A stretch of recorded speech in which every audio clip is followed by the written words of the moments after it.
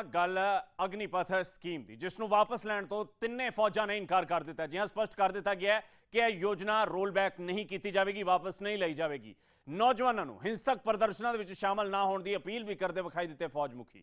FIR ਦੇ ਵਿੱਚ ਕਿਸੇ ਦਾ ਵੀ ਨਾਮ ਆਇਆ ਤਾਂ ਉਹ ਫਿਰ ਕਦੇ ਵੀ ਅਗਨੀਵੀਰ नहीं बन सका, अग्निपथ योजना 'ਚ हिस्सा नहीं लै सकेगा। जी हाँ, अग्निवीर बनने के चाहवानों को हिंसक कार्रवाइयों 'ਚ शामिल ना होने संबंधी लिखती शपथ देनी पवेगी। जी हाँ, बकायदा तौर पर रिटर्न एफिडेविट देना होगा कि असी किसी भी अजिहे हिंसक प्रदर्शन के शामिल नहीं रहे। फौज के जिहड़ी भर्ती शुरू होने जा रही है 24 जून को एयरफोर्स के 25 जून को नेवी और 1 जुलाई तो आर्मी के यह भर्ती शुरू होगी। अगले 4-5 सालों करीब 60,000 फौजियों की भर्ती की जाएगी, यह स्पष्ट कर दिता गया। पर नाल ही यह भी गल स्पष्ट कर दी गई है कि अग्निपथ योजना फिलहाल वापस नहीं ली जाएगी।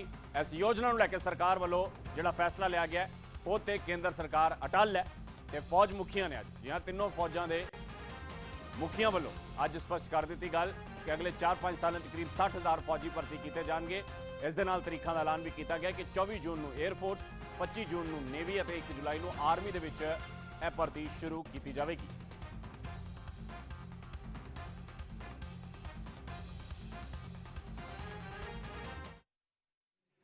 भारतीय सेना की फाउंडेशन है discipline, no space, no space for no arson. Anger आप खुशी से दिखाइए, कोई प्रॉब्लम नहीं है, वार्तालाप करिए, कोई प्रॉब्लम नहीं, but arson, vandalism, no space, just no space. अब इनको उकसारा कौन था? दो किस्म के लोग थे, एक इनमिकल एलिमेंट्स, दूसरे कोचिंग इंस्टीट्यूशन जो चला रहे थे। उन्होंने बच्चों से पैसे ले लिए हैं। एंड ये बच्चे कौन से हैं? मैंने आपको बताया 70% आए थे गांव से। अब वो आए थे, उन्होंने ना जाने कहां से लोन लेके यहां पे पहुंचे हैं। यहां पे लोन लेने के बाद वो पढ़ रहे हैं और उन्हें आशा दी जा रही है। ये आशा कौन दे रहा है? वो कोचिंग इंस्टीट्यूट वाला। फाइनली उनको स्ट्रीट पे कौन भेज रहा है? इसका काफी योगदान है। और इसके अलावा ऐसे लोग हैं जो भड़कावे में आ रहे हैं। इसका हम कर रहे क्या है? इसका ऐसा करा जा रहा है कि हर एक इंडिविजुअल जो हमारे साथ अग्निवीर स्कीम में जुड़ना चाहता है वो अपना सर्टिफिकेट देगा, प्लेज करेगा कि उसने ना तो किसी प्रोटेस्ट में हिस्सा लिया है, ना ही किसी तोड़फोड़ में हिस्सा लिया है। ये प्रावधान करा गया है। आप सबको मालूम है आजकल कहीं पे भी फोटो खींचेगी और वो आधार कार्ड के साथ जुड़ेगी। Police verification is 100%। कोई नहीं आ सकता फौज में विदाउट पुलिस वेरिफिकेशन।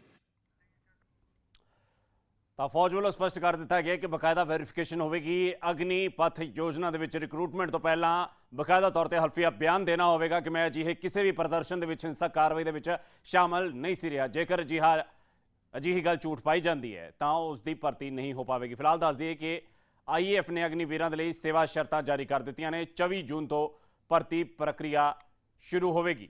सालाना 30 छुट्टियां ते मेडिकल लीव भी मिलेगी। इस तो अलावा 30 तो 40,000 रुपये प्रति महीना तनख्वाह दी जाएगी। CSD कैंटीन की सहूलत भी मिलेगी। अग्निवीरों का 1 करोड़ रुपए का बीमा करवाया जाएगा। ड्यूटी दौरान अपाहज होने की सूरत 44 लाख रुपए की एक्स ग्रेशिया रकम दी जाएगी। तो इंडियन एयरफोर्स वालों तो अग्निवीरों के लिए सेवा शर्तां जारी कर दी गई ने। तो तकरीबन तीनों विंग्स के दसिया जा रहा है कि जिहियां सिमिलर कंडीशनस ही होनियां और सिमिलर पे स्केल ही होगा। एक बार मुड़ तो दस दिए अग्निपथ योजना लैके देश भर के बवाल है, पर फौज ने अज गल स्पष्ट कर दी है कि अग्निपथ योजना वापस नहीं ली जाएगी।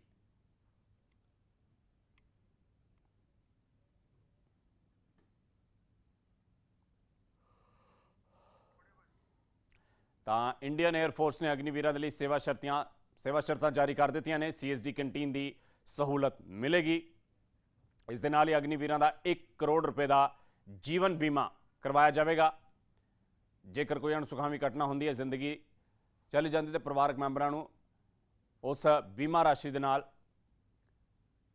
कुछ सहायता दी जाएगी। ड्यूटी दौरान अपाहज होने की सूरत 44 लाख रुपए का एक्स ग्रेशिया अमाउंट दिता जाएगा। 24 जून तो भर्ती प्रक्रिया शुरू होने जा रही है इंडियन एयरफोर्स। जसमीत साडे सहयोगी फिलहाल साडे नाल जुड़ रहे हैं इसे खबर ते होर अपडेट देने लई। जसमीत, ਜਾਣਨਾ ਚਾਹਾਂਗੇ ਤੁਹਾਡੇ ਕੋਲੋਂ ਅਗਨੀਪਥ ਸਕੀਮ ਦਾ ਸੇਕ ਅਗਨੀਪਥ ਯੋਜਨਾ ਨੂੰ ਲੈ ਕੇ ਜਿਹੜਾ ਸੇਕ ਹੈ ਉਹ ਪੰਜਾਬ ਤੱਕ ਵੀ ਵੇਖਣ ਨੂੰ ਮਿਲਿਆ ਸੀ, ਪਰ ਹੁਣ ਫੌਜ ਨੇ ਇਹ ਗੱਲ ਸਪਸ਼ਟ ਕਰ ਦਿੱਤੀ ਹੈ, ਕੇਂਦਰ ਸਰਕਾਰ ਨੇ ਇਹ ਗੱਲ ਸਪਸ਼ਟ ਕਰ ਦਿੱਤੀ ਹੈ ਕਿ ਇਹ ਯੋਜਨਾ ਰੋਲ ਬੈਕ ਨਹੀਂ ਹੋਵੇਗੀ, ਵਾਪਸ ਨਹੀਂ ਲਈ ਜਾਵੇਗੀ। ਕੀ ਕੁਝ ਅਪਡੇਟ ਹੈ ਮਾਮਲੇ ਨੂੰ ਲੈ ਕੇ? ਬਿਲਕੁਲ ਅਮਿਤ, ਅੱਜ ਜਿਹੜੀ ਹੈ ਉਹ ਵਿਸ਼ੇਸ਼ ਬੈਠਕ ਜਿਹੜੀ ਹੈ ਰੱਖਿਆ ਮੰਤਰੀ ਵੱਲੋਂ ਵੀ ਕੀਤੀ ਗਈ ਔਰ ਬੈਠਕ ਦੇ ਵਿੱਚ ਤਿੰਨੋਂ ਫੌਜਾਂ ਦੇ ਮੁਖੀ ਸ਼ਾਮਲ ਸਨ ਔਰ ਇਸ ਬੈਠਕ ਤੋਂ ਬਾਅਦ ਜਿਹੜਾ ਹੈ ਆਰਮੀ ਵੱਲੋਂ ਜੋ ਪ੍ਰੈਸ ਕਾਨਫਰੰਸ ਕੀਤੀ ਗਈ ਉਸ ਦੇ ਵਿੱਚ तमाम ਚੀਜ਼ਾਂ ਉਹਨਾਂ ਨੇ ਸਪਸ਼ਟ ਕੀਤੀਆਂ। ਜਿਸ ਤਰੀਕੇ ਦੇ ਨਾਲ ਅਗਨੀਪਥ ਦਾ ਸੇਕ ਜਿਹੜਾ ਹੈ ਉਹ ਵੱਖ-ਵੱਖ ਰਾਜਾਂ ਦੇ ਵਿੱਚ ਨਜ਼ਰ ਆ ਰਿਹਾ, ਜਿਹੇ ਦੇ ਵਿੱਚ ਫੌਜ ਨੇ ਵੀ ਜਿਹੜਾ ਬੜੇ ਸਖਤੀ ਦੇ ਨਾਲ ਇਸ ਚੀਜ਼ ਨੂੰ ਦੱਸਿਆ ਕਿ ਜਿਹੜੇ ਲੋਕ ਪ੍ਰਦਰਸ਼ਨ ਦੇ ਵਿੱਚ ਸ਼ਾਮਲ ਨੇ ਉਹ ਕਿਤੇ ਨਾ ਕਿਤੇ ਜਦੋਂ ਪੁਲਿਸ ਵੈਰੀਫਿਕੇਸ਼ਨ ਹੋਏਗੀ ਅਜਿਹੀ ਸਥਿਤੀ ਦੇ ਵਿੱਚ ਉਹਨਾਂ ਲਈ ਵੀ ਨੌਕਰੀ ਕਰਨਾ ਜਾਂ ਫਿਰ ਜਿਹੜਾ ਹੈ ਅੱਗੇ ਪ੍ਰੋਸੀਡ ਕਰਨਾ ਮੁਸ਼ਕਲ ਹੋਏਗਾ। ਤਾਂ ਜਿੱਥੇ ਨੌਜਵਾਨਾਂ ਨੂੰ ਸ਼ਾਂਤ ਕਰਨ ਦੀ ਕੋਸ਼ਿਸ਼ ਕੀਤੀ ਗਈ, ਉੱਥੇ ਹੀ ਕੇਂਦਰ ਸਰਕਾਰ ਵੱਲੋਂ ਵੀ ਇਹ ਸਪਸ਼ਟ ਕੀਤਾ ਗਿਆ ਹੈ ਕਿ ਕਿਸੇ ਵੀ ਤਰੀਕੇ ਜਿਹੜੀ ਹੈ ਇਹ ਯੋਜਨਾ ਰੋਲਬੈਕ ਨਹੀਂ ਹੋਏਗੀ। ਜਿਹੜਾ ਹੈ ਇਸ ਦੀ ਪ੍ਰਕਿਰਿਆ ਜਿਹੜੀ ਹੈ ਭਰਤੀ ਦੀ ਉਹ 24 ਜੂਨ ਤੋਂ ਸ਼ੁਰੂ ਹੋਣ ਜਾ ਰਹੀ ਹੈ ਔਰ तमाम ਜਿਹੜੀਆਂ ਸੁਵਿਧਾਵਾਂ ਜਿਹੜੀਆਂ ਨੇ ਦਿੱਤੀਆਂ ਜਾਣਗੀਆਂ ਜਾਂ ਤਨਖਾਹ ਦਾ ਸਕੇਲ ਕੀ ਹੋਏਗਾ, ਇਹ ਵੀ ਚੀਜ਼ਾਂ ਇਸ ਪ੍ਰੈਸ ਵਾਰਤਾ ਦੇ ਵਿੱਚ ਸਪਸ਼ਟ ਕਰ ਦਿੱਤੀਆਂ ਗਈਆਂ ਨੇ।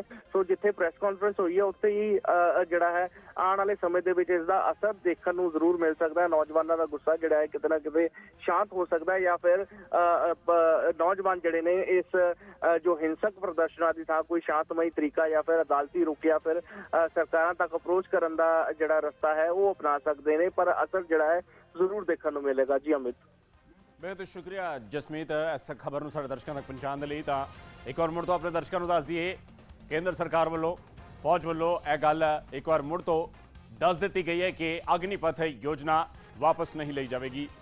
ਅਗਲੇ 4-5 ਸਾਲਾਂ 'ਚ 60,000 ਦੇ ਕਰੀਬ ਅਗਨੀਵੀਰ ਭਰਤੀ ਕੀਤੇ ਜਾਣਗੇ।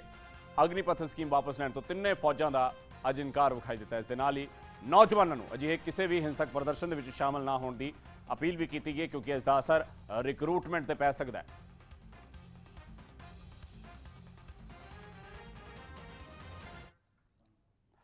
ਉਧਰ ਅਗਨੀਪਥ ਯੋਜਨਾ ਨੂੰ ਲੈ ਕੇ ਸੂਤਰਾਂ ਦੇ ਵੱਲ ਤੋਂ ਇੱਕ ਹੋਰ ਵੱਡੀ ਖਬਰ ਵੀ ਆ ਰਹੀ ਹੈ। ਅਗਨੀਪਥ ਯੋਜਨਾ ਦੇ ਖਿਲਾਫ ਪੰਜਾਬ ਸਰਕਾਰ ਵਿਧਾਨ ਸਭਾ ਦੇ ਵਿੱਚ ਮਤਾ ਲਿਆਉਣ ਜਾ ਰਹੀ ਹੈ। ਜਿਹਾਂ 24 ਜੂਨ ਤੋਂ ਵਿਧਾਨ ਸਭਾ ਦਾ ਬਜਟ ਇਜਲਾਸ ਸ਼ੁਰੂ ਹੋਣ ਜਾ ਰਿਹਾ ਹੈ, ਪਰ ਇਸ ਇਜਲਾਸ ਦੌਰਾਨ ਮਤਾ ਲਿਆਂਦਾ ਜਾ ਸਕਦਾ ਹੈ। ਜਿਹਾਂ ਤੁਹਾਨੂੰ ਦੱਸ ਦਈਏ, ਜਿਹੜਾ ਇਜਲਾਸ ਵਿਧਾਨ ਸਭਾ ਦਾ ਇਸ ਵਾਰ ਸ਼ੁਰੂ ਹੋਣ ਜਾ ਰਿਹਾ ਉਸ ਇਜਲਾਸ ਦੌਰਾਨ ਮਤਾ ਲਿਆ ਸਕਦੀ ਹੈ ਅਗਨੀਪਥ ਯੋਜਨਾ ਦੇ ਖਿਲਾਫ ਪੰਜਾਬ ਸਰਕਾਰ। ਪੰਜਾਬ 'ਚ ਅਗਨੀਪਥ ਯੋਜਨਾ ਨੂੰ ਲਾਗੂ ਨਾ ਕਰਨ ਸੰਬੰਧੀ ਇਹ ਮਤਾ ਹੋਵੇਗਾ। ਜਿਹਾਂ ਤੁਹਾਨੂੰ ਦੱਸ ਦਈਏ, ਆਗਾਮੀ ਵਿਧਾਨ ਸਭਾ ਇਜਲਾਸ ਦੇ ਵਿੱਚ ਪੰਜਾਬ ਸਰਕਾਰ ਵੱਲੋਂ ਅਗਨੀਪਥ ਯੋਜਨਾ ਦੇ ਖਿਲਾਫ ਮਤਾ ਲਿਆਇਆ ਜਾ ਸਕਦਾ। ਹਾਲਾਂਕਿ ਇਹ ਇੱਕ ਪ੍ਰੋਟੈਸਟ ਕਰਨ ਦਾ, ਵਿਰੋਧ ਜਤਾਉਣ ਦਾ ਇੱਕ ਤਰੀਕਾ ਹੁੰਦਾ ਹੈ। ਇਸ ਤੋਂ ਬਾਅਦ ਇਸ ਮਤੇ ਨੂੰ ਰਾਜਪਾਲ ਦੇ ਕੋਲ ਭੇਜਿਆ ਜਾਂਦਾ ਤਾਂ ਜੋ ਕੇਂਦਰ ਸਰਕਾਰ ਤੱਕ ਇਸ ਨੂੰ ਪਹੁੰਚਾਇਆ ਜਾ ਸਕੇ। ਪਰ ਕਾਨੂੰਨੀ ਵੈਧਤਾ ਇਸ ਦੀ ਕਿੰਨੀ ਕੁ ਹੈ, ਇਹ ਤੁਹਾਨੂੰ ਖੇਤੀ ਬਿੱਲਾਂ ਦੇ ਖਿਲਾਫ ਲਿਆਂਦੇ ਗਏ ਮਤੇ ਵੇਲੇ ਕੀ ਹੋਇਆ ਸੀ ਉੱਥੋਂ ਤੁਹਾਨੂੰ ਪਤਾ ਚੱਲ ਸਕਦਾ ਹੈ। ਅਖੀਰਲਾ ਫੈਸਲਾ ਕੇਂਦਰ ਸਰਕਾਰ ਦਾ ਹੈ ਜਾਂ ਫਿਰ ਤਿੰਨੇ ਫੌਜਾਂ ਨੇ ਅੱਜ ਜਿਸ ਢੰਗ ਦੇ ਨਾਲ ਸਪਸ਼ਟ ਕਰ ਦਿੱਤਾ ਹੈ ਕਿ ਇਹ ਅਗਨੀਪਥ ਯੋਜਨਾ ਵਾਪਸ ਨਹੀਂ ਲਈ ਜਾਵੇਗੀ। ਪੰਜਾਬ ਸਰਕਾਰ ਫਿਲਹਾਲ ਵਿਰੋਧ ਜਤਾਉਣ ਦੇ ਲਈ ਅਗਨੀਪਥ ਯੋਜਨਾ ਦੇ ਖਿਲਾਫ ਪੰਜਾਬ ਵਿਧਾਨ ਸਭਾ ਦੇ ਵਿੱਚ ਆਗਾਮੀ ਇਜਲਾਸ ਦੌਰਾਨ ਮਤਾ ਲਿਆਵੇਗੀ। ਸੂਤਰਾਂ ਦੇ ਵੱਲੋਂ ਤੋਂ ਇਹ ਖਬਰ ਆ ਰਹੀ ਹੈ। ਉਧਰ ਅਗਨੀਪਥ ਯੋਜਨਾ ਦੇ ਖਿਲਾਫ ਦਿੱਲੀ ਦੇ ਜੰਤਰ ਮੰਤਰ ਤੇ ਮੁਜ਼ਾਹਰਾ ਕੀਤਾ ਗਿਆ। ਜਿਹਾਂ ਕਾਂਗਰਸ ਵੱਲੋਂ ਮੁਜ਼ਾਹਰਾ ਕੀਤਾ ਗਿਆ, ਜਿਸ 'ਚ ਪ੍ਰਿਯੰਕਾ ਗਾਂਧੀ ਸਣੇ ਕਈ ਸੀਨੀਅਰ ਕਾਂਗਰਸੀ ਆਗੂ ਪਹੁੰਚੇ। ਸਾਂਸਦ ਗੁਰਜੀਤ ਔਜਲਾ ਅਤੇ ਹੋਰ ਵੀ ਪੰਜਾਬ ਤੋਂ ਕਈ ਆਗੂ ਪਹੁੰਚਦੇ ਵਿਖਾਈ ਦਿੱਤੇ। ਕੇਂਦਰ ਸਰਕਾਰ ਨੂੰ ਫੈਸਲਾ ਵਾਪਸ ਲੈਣ ਦੀ ਅਪੀਲ ਕੀਤੀ ਗਈ ਹੈ। ਨਾਲ ਹੀ ਉਹਨਾਂ ਨੌਜਵਾਨਾਂ ਨੂੰ ਬੇਨਤੀ ਵੀ ਕੀਤੀ ਕਿ ਉਹ ਸ਼ਾਂਤਮਈ ਢੰਗ ਦੇ ਨਾਲ ਮੁਜ਼ਾਹਰਾ ਕਰਨ। ਤਸਵੀਰਾਂ 'ਚ ਤੁਸੀਂ ਵੇਖ ਪਾ ਰਹੇ ਹੋ, ਪ੍ਰਿਯੰਕਾ ਗਾਂਧੀ ਇੱਥੇ ਬੈਠੇ ਵਿਖਾਈ ਦਿੱਤੇ। ਉਹਨਾਂ ਨੇ ਅੱਜ ਦੇ ਇਸ ਸੱਤਿਆਗ੍ਰਹਿ ਮੁਜ਼ਾਹਰੇ ਦੌਰਾਨ ਵੀ ਇਹੀ ਗੱਲ ਕਹੀ ਕਿ ਕੇਂਦਰ ਸਰਕਾਰ ਨੂੰ ਆਪਣੇ ਇਸ ਫੈਸਲੇ ਤੇ ਮੁੜ ਤੋਂ ਵਿਚਾਰ ਕਰਨਾ ਚਾਹੀਦਾ ਹੈ। ਜਦ ਨੌਜਵਾਨਾਂ ਨੂੰ ਇਹ ਯੋਜਨਾ ਮਨਜ਼ੂਰ ਨਹੀਂ ਹੈ ਤਾਂ ਕੇਂਦਰ ਸਰਕਾਰ ਨੂੰ ਆਪਣਾ ਫੈਸਲਾ ਵਾਪਸ ਲੈ ਲੈਣਾ ਚਾਹੀਦਾ ਹੈ। उनके भविष्य को आग में झोंक रही है कि युवाओं के बीच में जाकर ਵੀ ਜਿਹੜਾ ਕਿਹੜਾ ਆਦਮੀ ਹੈ ਜਿਹੜਾ 21,000 ਰੁਪਏ ਦੇ ਵਿੱਚ ਆਪਣਾ ਘਰ ਚਲਾ ਲੂਗਾ। ਉਸ ਤੋਂ ਇਲਾਵਾ ਇਹ ਕਹਿੰਦੇ ਆ ਕਿ ਉਹ ਬੰਦਾ 20 ਲੱਖ ਰੁਪਈਆ 4 ਸਾਲਾਂ 'ਚ ਜਿਹੜਾ ਵਾ ਇਹ ਕਮਾ ਲੂਗਾ। ਤੁਸੀਂ 33,000 ਲੋਕਾਂ ਨੂੰ 4 ਸਾਲ ਬਾਅਦ ਫ੍ਰੀ ਕਰਕੇ ਛੱਡ ਦਿਓਗੇ। ਉਹਨਾਂ 'ਚੋਂ ਕਿਸੇ ਦੇ ਵੀ ਕੋਈ ਫਰਸਟ੍ਰੇਸ਼ਨ 'ਚ ਕੋਈ ਉਲਟੇ ਰਾਹ ਪੈ ਗਿਆ, ਉਹਦੇ ਕੀ ਹਾਲਾਤ ਹੋਣਗੇ ਤੁਹਾਨੂੰ ਵੀ ਪਤਾ। ਸੋ ਇਸ ਦੇ ਖਿਲਾਫ ਅਸੀਂ ਜਿਹੜਾ ਵਾ ਇਹ ਅੱਜ ਪ੍ਰਿਯੰਕਾ ਗਾਂਧੀ ਜੀ ਦੇ ਨੇਤਰਤਵ 'ਚ ਇਹ ਸੱਤਿਆਗ੍ਰਹਿ ਕੀਤਾ ਤੇ ਇਹ ਪ੍ਰੋਗਰਾਮ ਅੱਗੇ ਵੀ ਚਾਲੂ ਰਹੂ। ਨੌਜਵਾਨ 4-4 5-5 ਸਾਲ ਤੋਂ ਟ੍ਰੇਨਿੰਗ ਕਰ ਰਿਹਾ ਸੀ, ਉਹਨੂੰ ਇੱਕ ਉਮੀਦ ਸੀ ਕਿ ਮੈਂ ਫੌਜ 'ਚ ਭਰਤੀ ਹੋਊਂਗਾ ਔਰ ਦੇਸ਼ ਦੀ ਸੇਵਾ ਕਰੂੰਗਾ, ਔਰ ਉਹਨੂੰ ਕਿਹਾ ਗਿਆ ਕਿ 4 ਸਾਲ ਤੋਂ ਬਾਅਦ ਤੁਹਾਨੂੰ ਭੇਜ ਦਿੱਤਾ ਜਾਏਗਾ, ਕੋਈ ਪੈਨਸ਼ਨ ਨਹੀਂ ਗੀ, ਕੋਈ ਉਹਦਾ ਕੋਈ ਰੈਂਕ ਨਹੀਂ ਹੈਗਾ। ਇਹ ਖਿਲਵਾੜ ਕੀਤਾ ਗਿਆ, ਇੱਕ ਨਦਾਨੀ ਸੀ।